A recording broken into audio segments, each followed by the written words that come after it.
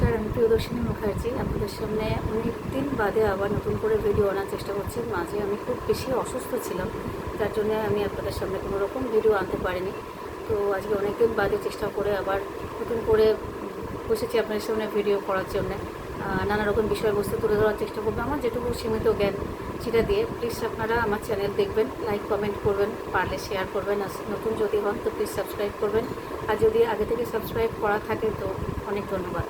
তো আজকে আমি আলোচনা করব ত্রিশূলের মাহাত্ম্য নিয়ে। আমরা জানি মহাদেবের হাতে ত্রিশূল থাকে। আমরা যখন থেকে মহাদেবকে দেখতে শুরু করি তখন থেকে আমাদের প্রথম দৃষ্টি আকর্ষণ করে কি মহাদেবের ত্রিশূল, মানে মহাদেবের যেটা হাতে অস্ত্র থাকে। তো এক তো কলায় বাসুকি থাকে, সে কথা তো বলেছি, কিন্তু অস্ত্র যেটা থাকে মহাদেবের মেন সেটা হলো ত্রিশূল। ত্রিশূল ছাড়া আর কোনো অস্ত্র আমরা দেখি না মহাদেবের হাতে। তো এই ত্রিশূলের কি মাহাত্ম্য, ত্রিশূল কেন, আর কারোর হাতে কেন ত্রিশূল নেই, মহাদেবের হাতে ত্রিশূলের কি কারণটা কি, আসল গুরুত্বটা কি ত্রিশূলের? তো ত্রিশূলে দেখবেন আপনারা তিনটে প্রতীক, মানে তিনটে ফলা থাকে না, তো ওই তিনটে ফলাকে তিনটে প্রতীক বলা হয়, তিন দেবতার প্রতীক বলা হয়। এক নম্বর হচ্ছে ব্রহ্মা, প্রথম ফলাটা হচ্ছে ব্রহ্মা, ব্রহ্মার প্রতীক ওই ফলাটা। এই জন্য বলা হয় যে ব্রহ্মা তো আমাদের সৃষ্টিকর্তা। হ্যাঁ, তো ব্রহ্মাকে নিয়ে নতুন করে কিছু বলার নেই, ব্রহ্মা হচ্ছে আমাদের সৃষ্টিকর্তা আমরা জানি। আর ব্রহ্মার মুখ থেকে প্রথম যে কথাটা উচ্চারণ হয়েছিল সেটা হলো ওম। আর নাসার বিজ্ঞানীরা যখন আমাদের ব্রহ্মাণ্ডের পুরো ব্রহ্মাণ্ডের যখন কী সাউন্ড সেটা শুনতে গেছিলো, তখন আমরা জানি যে সেই সাউন্ডটা কিন্তু ওম পেয়েছিল। তো ওম হচ্ছে প্রথম উচ্চারিত কথা ব্রহ্মার মুখ থেকে। তো সেই ওম পরবর্তীকালে নাসারা রিসার্চ করে, যেটা বললাম যে নাসা যখন রিসার্চ করেছে তখন দেখেছে যে পুরো ব্রহ্মাণ্ডের সাউন্ডটাই ওম।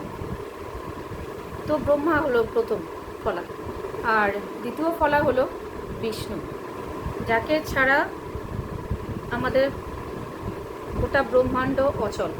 আমরা জানি যে ব্রহ্মাও তৈরি হচ্ছে বিষ্ণুর থেকেই। তো ব্রহ্মা যে উৎপন্ন হচ্ছে, সৃষ্টি হচ্ছে আমরা জানি তো যে বিষ্ণুর থেকেই সৃষ্টি হয়েছে। এবার বিষ্ণু হলো আমাদের সৃজনকর্তা, পালনকর্তা। বিষ্ণুর জন্যই এই পৃথিবী চলছে, পরিষ্কার কথায়। এবারে পৃথিবী যতক্ষণ চলবে ততক্ষণ এই যে ত্রিশূল তার তৃতীয় ফলার ব্যাপারটা সেটা হলো, দুটো তো বললাম, দ্বিতীয় ব্যাপারটা তিনটে হচ্ছে, তৃতীয় ফলাটা হচ্ছে স্বয়ং মহাদেব, স্বয়ং মহাদেব। তো তিনটে যে ফলা বা কাঁটা বলতে পারেন বা প্রতীক, সেটা হলো ত্রিশূলের যে তিনটে ফলা বা কাঁটা আপনারা যাই বলুন ওটাকে, তিনটে দেবতার প্রতীক, ব্রহ্মা, বিষ্ণু আর মহেশ্বর। আর আমরা জানি যে শিবকে কি বলা হয়, যে যতক্ষণ পৃথিবী থাকবে, শিব থাকবে ততক্ষণ পৃথিবী থাকবে।